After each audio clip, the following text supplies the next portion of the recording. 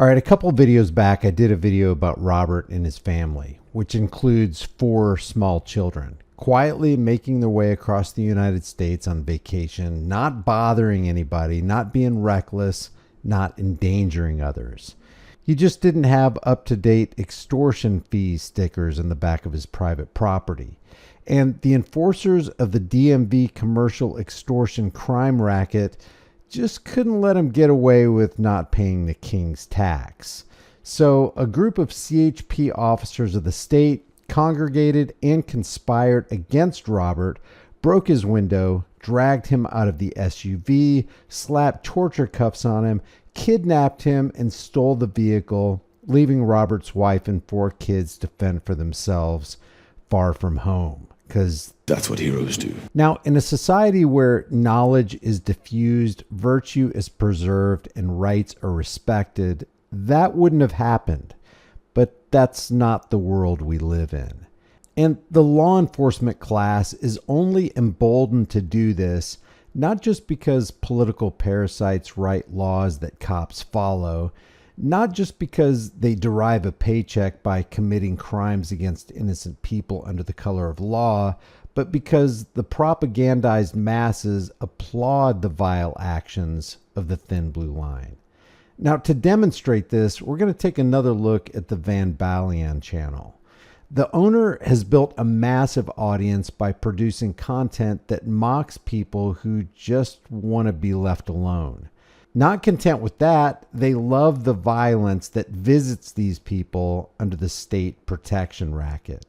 Last time we looked at Van Balian's own comments on this incident with Robert.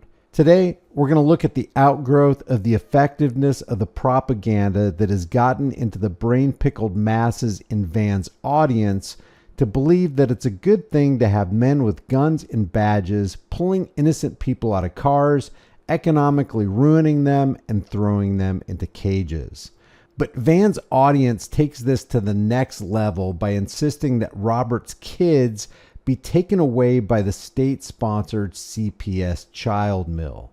JJ Giddy says, choosing to go to jail, get your window smashed, and get your car towed, leaving your family stranded, is some diabolical work by that father.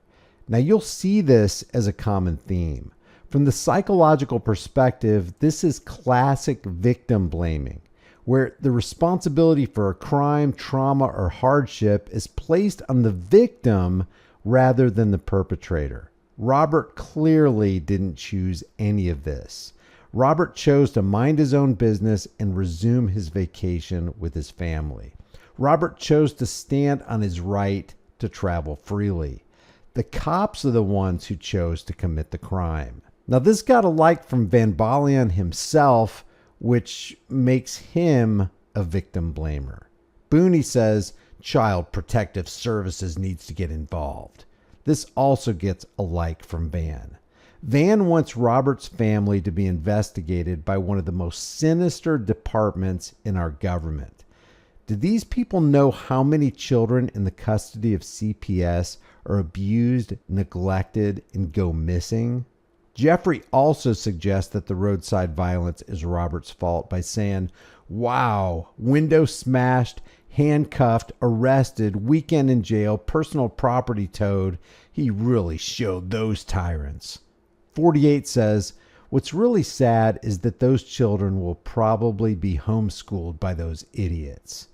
You're an idiot if you stand on your rights against the current tyranny? Why isn't anybody concerned about the kids in a family who might have a cop as a father? What should their kids think about a dad who chose a profession where he gets to invade a family's life while they're on vacation, kidnap family members, and steal their vehicle? James says, this fool needs an extra charge for child endangerment. Yeah, don't charge the people who actually endangered the kids. Charge the father who's trying to protect his kids by negotiating with the thin blue line terrorists. Scott says, mommy is pathetic and complicit as well. Tom says, absolutely love sovereign citizens. They really do help to keep the economy going.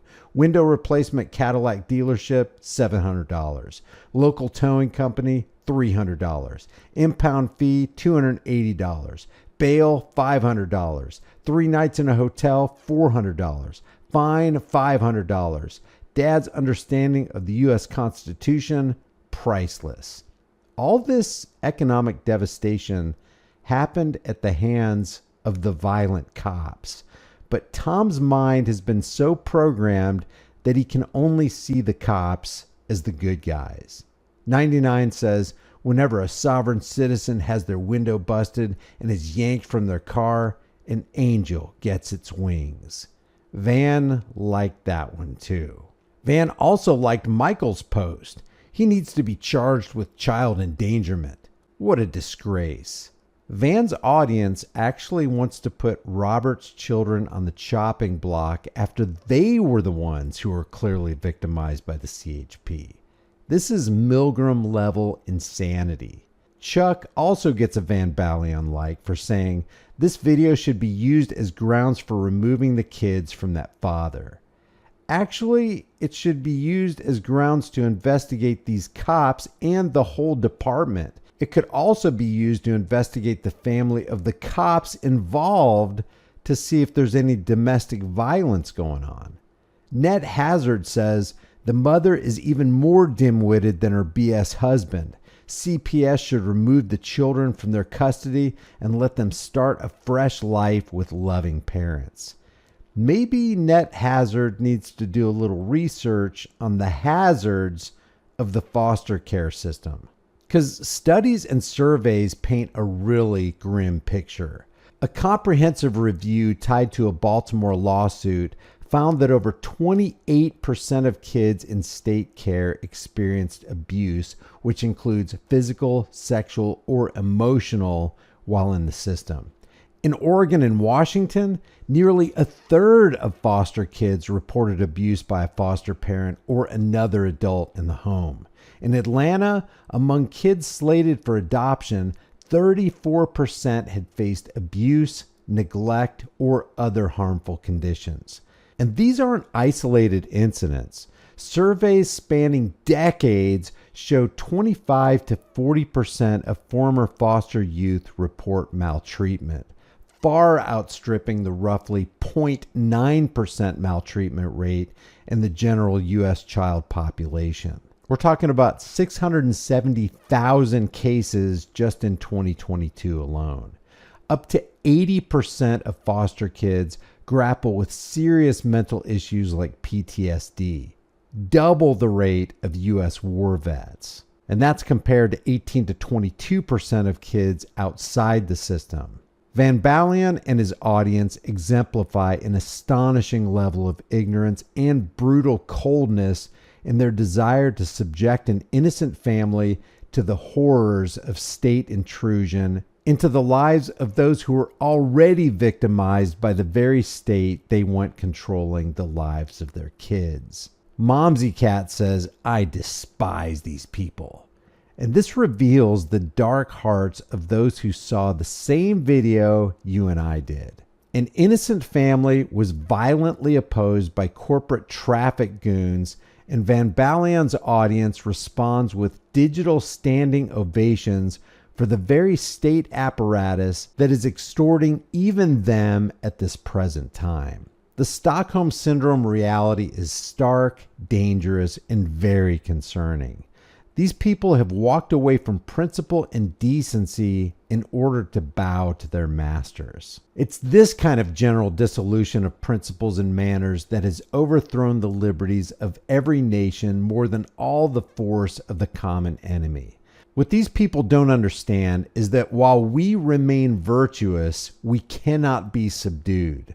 But when once we lose our virtue, as revealed by their approval of tyranny, we'll be ready to surrender our liberties to the first external or internal invader. Van Balian's audience is filled with people who are their own internal invader. Leave your thoughts in the comments below. If you like this video, maybe you'll like some of my others. Check out my most popular playlist and check out some videos you might not have seen yet. Like and share this video, and I'll see you in the next one.